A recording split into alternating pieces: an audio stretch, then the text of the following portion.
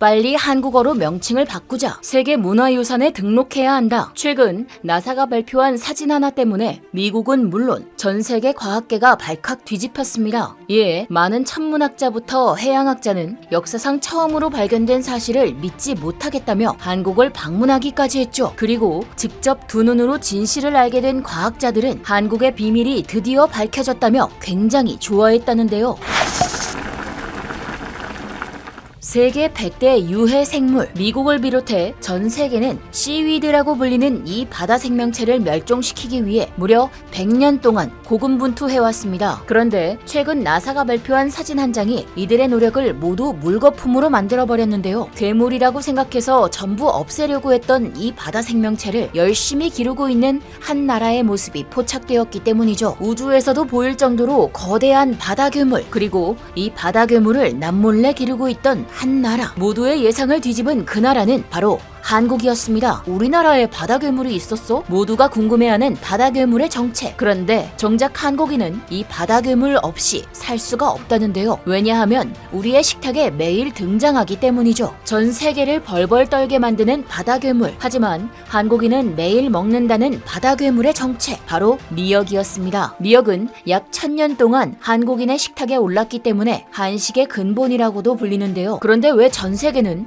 100년 넘게 미역과 싸우고 있는 걸까요? 전 세계가 미역을 없애려는 이유, 무역 때문이었습니다. 무역의 주요 운송수단은 선박. 이 선박이 항구를 떠나거나 목적지에 도착해서 주차를 하게 되면 선체가 흔들리면서 바닷물 속에 있는 해조류나 어패류가 선박에 붙게 되는데요. 무역을 하게 되면 다른 나라의 해조류나 어패류가 붙은 채로 선박이 돌아오게 되죠. 당연한 이치이기 때문에 모두들 크게 걱정하지 않았는데요. 그러던 어느 날 전 세계가 미역을 두려워하게 되는 사건이 발생했습니다. 국제기구가 선박에 붙어서 온 번식력이 강한 미역이 다른 바다 생물에게 위협을 줄 수 있다며 악성 외래종으로 선정한 것이죠. 국제기구의 발표에 놀란 미국 정부는 미역을 제거하기 위해 20년 동안 갖은 시도를 해왔는데요. 모두 수포로 돌아가게 됩니다. 어떻게 해도 멸종되지 않는 미역. 과학자들은 생각을 전환하게 됩니다. 미역의 원산지인 한국을 보자. 미국 항공우주국 나사는 지구를 관측하는 위성을 이용해 미역의 원산지인 한국을 염탐했는데 한국의 바다를 보고 크게 놀랐다고 합니다. 한국의 남해안을 둘러싼 검은 빗살무늬. 자세히 보니 검은 점들이 모두 미역이었는데요. 20년 동안 없애려고 했던 미역을 한국은 우주에서 보일 정도로 거대하게 키우고 있었던 것이죠. 나사는 이 사진과 함께 한국의 미역 양식장에 대해 발표했고 이 소식에 세계가 떠들썩해졌습니다. 똑똑한 한국이 바다 괴물을 키우다니 대체 어떻게 된 일이지? 국제기구의 발표와 전혀 다른 길을 걷는 한국의 모습은 전문가들의 호기심을 자극하기 충분했고 나사는 한국과 미역의 관계를 연구했다는데요. 그 연구 결과는 정말 놀라웠습니다. 한국의 해조류 양식은 친환경적이며 해조류가 성장하는 과정에서 온실가스인 이산화탄소를 제거하는 역할도 한다. 나사의 발표에 따르면 한국의 해조류 양식장이 탄소를 흡수하면서 기후변화를 늦추고 있었던 것이죠. 20년 동안 믿어왔던 국제기구의 발표와 전혀 다른 내용을 나사가 발표하자 이 사실을 믿지 못하겠다며 각국의 전문가들이 한국에 날아오기까지 했는데요. 완도에 모인 세계 전문가들은 미역 양식장을 두 눈으로 보게 되었고 아무리 연구해도 한국의 미역이 환경을 보호하고 있었다라는 결과만 나오자 결국 이를 인정했다고 합니다. 20년 만에 밝혀진 새로운 사실에 미국의 월스트리트 저널은 유해 물질이라고 취급하던 미역을 마법 같은 효능을 가진 음식이라고 소개했고 프랑스 간판 언론사 르몽드는 기적의 나라 한국, 지구를 위해 해조류를 요리하는 한국이라는 제목의 기사를 연이어 발표했는데요. 한국의 미역을 인류의 6가지 20년 미래 먹거리로 선정하면서 세계의 미래는 한국이라는 찬사까지 보냈죠. 한국 덕분에 신분 상승한 미역. 그리고 학계를 발칵 뒤집은 한국과 미역의 관계는 여기서 끝이 아니었습니다. 세계 최초로 한국인이 개발한 미역이 전 세계적으로 환영받고 있다는데요. 한국인이 만든 이 컵, 겉보기에는 특별하다는 생각이 안 드는데요. 그런데 이 컵이 지금 프랑스에서는 불티나게 팔리고 있고 독일에서도 러브콜을 받고 있다고 합니다. 평범한 이 컵이 세계 세계의 러브콜을 받고 있는 이유, 바로 미역으로 만들었기 때문이었습니다. 겨우 56일이면 흔적도 없이 사라지고 화학물질도 없는 친환경 컵을 한국인이 세계 최초로 만든 것인데요. 그 까다롭다는 독일의 검사를 한 번에 통과하고 프랑스에서는 제발 수출 좀 해달라고 애걸복걸까지 했다죠. 전 세계의 공포의 대상이었던 미역을 먹어치우는 것도 모자라 이제는 바다 괴물로 환경 보호에 앞장서는 한국인. 뗄래야 뗄 수 없는 한국과 미역과의 관계, 언제부터 시작된 걸까요? 전문가들은 고구려나 신라시대 이전부터 시작되었다고 추정하는데요. 단군부터 삼국시대의 민간 설화를 모아놓은 삼국유사를 보면 그 이유를 알 수 있습니다. 동해 바닷가에 연호랑과 새우녀 부부가 살고 있었다. 하루는 연호가 바다에 나가 해조를 따는데 갑자기 바위 하나가 나타나 태워서 일본으로 갔다. 삼국유사의 연호랑 새우녀 이야기 중 해조 채취, 즉 미역을 채취했다는 내용이 있는데요. 이 내용을 통해 한국인이 약 1800년 전부터 미역을 먹고 있었다고 학자들은 입을 모아 얘기하고 있습니다. 8세기 당나라에서 만든 백과사전인 초학기에는 무려 산모와 미역국에 관한 내용이 발견되었는데요. 그 뻔뻔한 중국조차 한국과 미역의 오랜 관계를 인정하고 있죠. 세계 어딜 가더라도 한국만큼 미역을 오랫동안 다양하게 활용하는 나라는 찾을 수가 없는데요. 그런데 한국과 미역의 관계를 견제하는 딱 한 나라가 있습니다. 역시나 옆나라 일본이죠. 지금 전 세계는 미역을 일본어 명칭인 와카메로 부르고 있는데요. 이는 명란젓을 멘타이코라고 부르고 있는 참담한 상황과 동일하다고 볼 수 있습니다. 명란젓의 원조가 한국인 것처럼 미역의 종주국도 한국인데요. 일본이 명칭을 가로챘기 때문에 해외에서는